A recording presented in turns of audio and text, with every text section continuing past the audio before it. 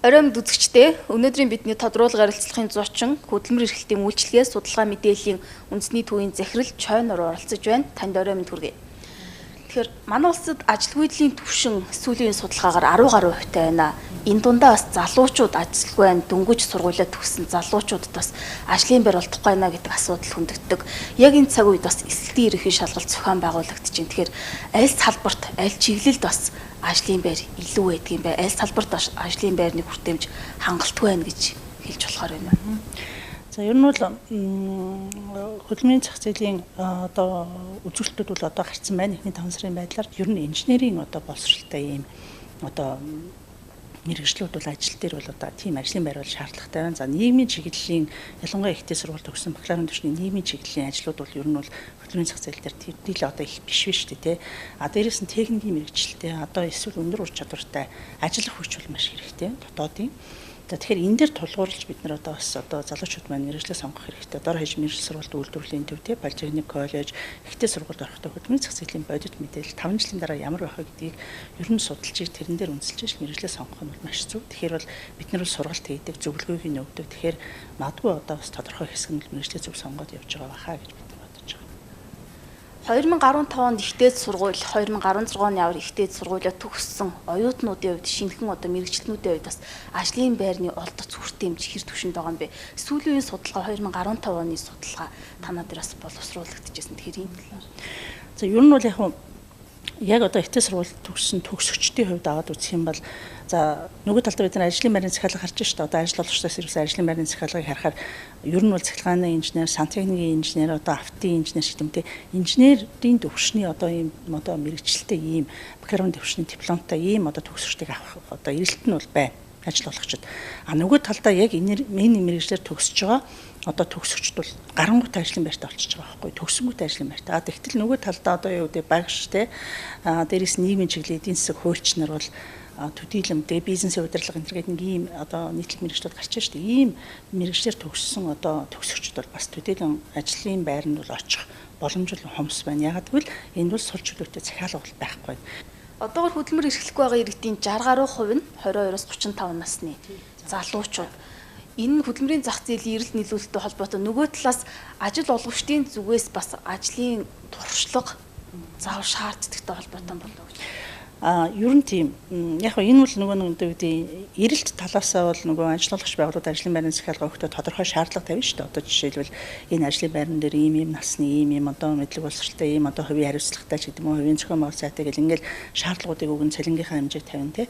Нөгөө талдаа бол нөгөө ажил хайж байгаа хүмүүс маань бас нөгөө тавигдж байгаа ажлын байрны шаардлагыг хангахгүйгээс гадна голдог байхгүй. Одоо шил би ийм нөхцөлд ажилламааргүй байна. Ийм бага цалинтай ажил хиймээргүй байна тийм ээ. Эсвэл надад энэ ажлын нөхцөл нь хүндэттэй байна. Эсвэл манай гэрээс хол байна гэх мэтлэн. Одоо ажил хайгч талаасаа за нөгөө ажил олгогч талаасаа тий нөгөө ажлын байр талаасаа бол ингээл аль аль нь бас өөр өөрсдийнхөө шаардлагыг тавьдаг учраас дунд нь бол одоо юу гэдэг нь ашиглалтгүй нэг тийм ажлын байрууд байгаад шүү дээ. Тэгэхээр одоо яг өнөөдрийн байдлаар бол нэг 1170 ажлын байр сул ажилтнаа хайгаад байж штэ. Энэ болохоор 320 төрлийн ажил байгаа байхгүй. Жишээлбэл одоо юу гэдэг үйлчилгээний ажлын зочдууд зөвхөн бармын гэхэл 10 зочдууд 10 хүн захиалъя л да. Тэгэхээр тэр чинь одоо юу гэдэг оронтой нэг мөртлөө төрөл нь болохоор нэг л төрлийн ажил байхгүй. Гэх мэтлэн одоо ингээд ажлын байрны захиалгач байна, нөгөө талд ажилгүй иргэнч байна. Тэгэхээр мэдээж энэ дотор бол тодорхой хэмжээний хүмүүс бол зуушлагдж байгаа ажлын байранд бол тийм ээ. Тэгтээ өнөөдөр дахиад нэг хүн ажлаас гараад нэмэгдэж байна. Тэр тоогоор нь ажилд орж ийн, тэ ажлын байрны захиалга ирж ийн гэд энэ тоон үзүүлэлт бол байнга цаг минут тутам хөдөлж идэг тоонууд байдаг. Ер нь бол хөдөлмөрийн зах зээл бол юм байна. Тэгээд ажилгүйдийн төвшин гэхээр үндэсний статистик хороо гаргадаг л да. Одоогийн байдлаар 11.6% одоо ажилгүйдийн төвшөнтэй байна. За энэ бол мэдээж 2012-13 оны бол бодвол ажилгүйдийн төвшин бол нэмэгдсэн. Яагаад гэхээр за мэдээж эдийн засгийн нөхцөл байдалтай холбоотой байна. Гадны хөрөнгө оруулалт бас төдийлөн орж ирэхгүй байна тийм ээ. Том төсөл хөтөлбөр жоохон хомигдсан учраас ажилгүйдийн төвшин бол жоохон нэмэгдсэн байгаа. Ажилгүйчүүдийн тоо тэр хэмжээгээр нэмэгдсэн. Нэг талд одоо яг оронтойгоо цөврүүлээд хаалгаа барьж байгаа ч юм уу эсвэл ажилтнаа цөврүүлж байгаа одоо ийм байгууллага байлаа гэхэд нөгөө талд бас ингээд одоо ажлын байраа нэмж байгаа шинээр байгуулагдж байгаа байгууллагууд байна л да. Аж ахуйн нэгж байгууллагууд. Тэгэхээр энэ бол одоо юу гэдэг аль аль талдаа л тийм ээ одоо нэмэл хасагдаал явж байгаа хөдөлмөрийн зах зээлийн үзүүлэлтүүд байгаа. Тэр нь хөдөлмөрийн зах зээлийн дотоодын хөдөлмөрийн зах зээлийг ямар түвшинд хамгаалж ийн гэж ойлгож болох вэ? Холбогдуулаад гаднаас манай улсын авж байгаа ажлах хүчний одоо тоонд өөрчлөлт орсон юм зүйл байгаа юу? 2 жилийн өмнөхтэй харьцуулахад гаднаас авах ажиллах хүчин буурсан ийм зүйл. Одоогоор яг улсын хэмжээнд бол нэг 10,000 орчим хүн одоо юу гэдэг гадаадын иргэн 80-ад орны 10,000 хүн бол одоо хөдөлмөр эрхэлж байна. Албан ёсны одоо англи визтэй Монгол улсад хөдөлмөр эрхэлж байна. Ер нь бол 12-13 оны үед бол энэ бол үдийд бол одоо юу гэдэг 20,000 25,000 хүрсэн байдаг шүү дээ. Тэгэхээр бол ерөнхийдөө энэ бол эдийн засгийн холбоотой. За дотоодд бол бид нар яах вэ гэхээр ер нь бол аль болохоор аж ахуйн нээж байгууллага ажиллуулагч ажлын байраа хадгалах хэрэгтэй. За шинээр нэмэхгүй байлаа гэхэд одоо байж байгаа ажлын байраа хадгалах ийм л одоо бид нар одоо гол одоо зорилго байгаа. Тэгэхээр ажлын байр хадгалж байгаа аж ахуйн нээж байгууллагууд тийм ажилтнаа цөөрүүлэхгүй байгаа хүмүүсийнхээ цалинг бууруулаад ч хамаагүй одоо хэвээр нь хадгалж байгаа аж ахуйн нээж байгууллагууд бол үнэхээр одоо бас нийгмийн хариуцлага бол их сайн гүйцэтгэж байна л гэж үзсэн. Ажилтны иргэдийн зарим хувь нь цалингаа голдгоо. Үүнээс болоод гадаадд ажиллах сонирхол их байдаг. Яг өнөөдрийн байдлаар манай улсын хичнээн иргэн гадны хэдэн улсад хөдөлмөр эрхэлж байгаа юм. За ер нь бол яг Бүгд Солонгос улсад ер нь бид нар хөдөлмөрийн ирээгээр явуулж байна да аль бисаар бол тийм ээ.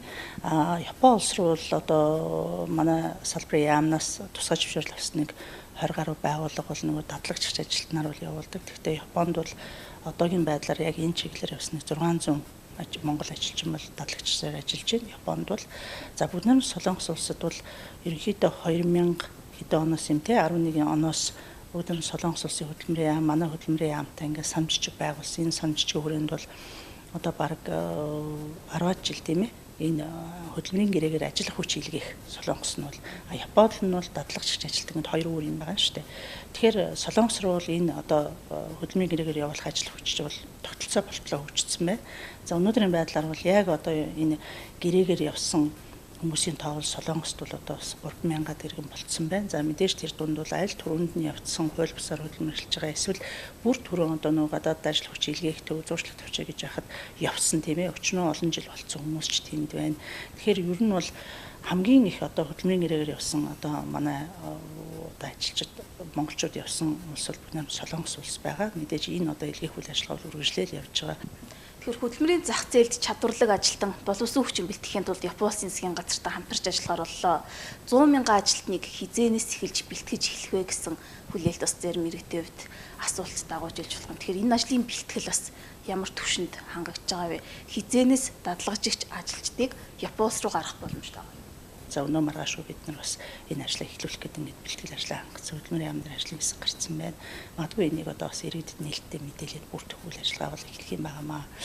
За тэгэхээр энэ дээр Японы юугаараа ялгаатай ингээд Солонгосоос одоо юу гэдэг Японы тэр одоо өндөр техник технологи дээр тэр Японы одоо үйлдвэрүүд дээр одоо манай монголчууд очиод тэнд одоо нөгөө техник технологийн сураад дадлагчч одоо тэнд бол үндсэндээ өндөр одоо тийм техникийн ч юм уу одоо өндөр мэрэгжил эзэмших нь шүү дээ ур чадвар эзэмшээд тэгээд Монголдо орж ирээд яг одоо тэр Японд ажиллаж исэн үйлдвэрийнх нь мэдээс салбар нь ч юм уу те Монголд бас байгуулагдсан байна шүү дээ зарим чиглэлээр голцоо одоо нөгөө машины жижиг ид ангиудыг хийдэг үйлдвэрүүд байна. Японд одоо үйлдвэр нь байдаг. Монголд салбар нь байгуулагдсан ийм одоо үйлдвэрүүдээр бид нэрсээ Япон явахад орсон л доо. Тэгэхээр тэнд одоо ажиллаж байгаад одоо 3 жил ажиллаад мэрэгчлээ ур чадвартай болж ирээд яг Монголд байгаа тэр салбарт нь дахиад 2 жил ажиллаад дахиад одоо 2 жилийн дараа Японд очиж ажиллах байдлаар ингээд ийм мэрэгчлээ ур чадвартай өндөр мэрэгжлийн ажилтнууд дадлагч ажилтнуудыг л бэлтгэх гээд байгаа юм шүү дээ. Тэгэхээр бол мэдээж энгийн одоо ажил мэргэжлэр бол явахгүй нь ойлгомжтой.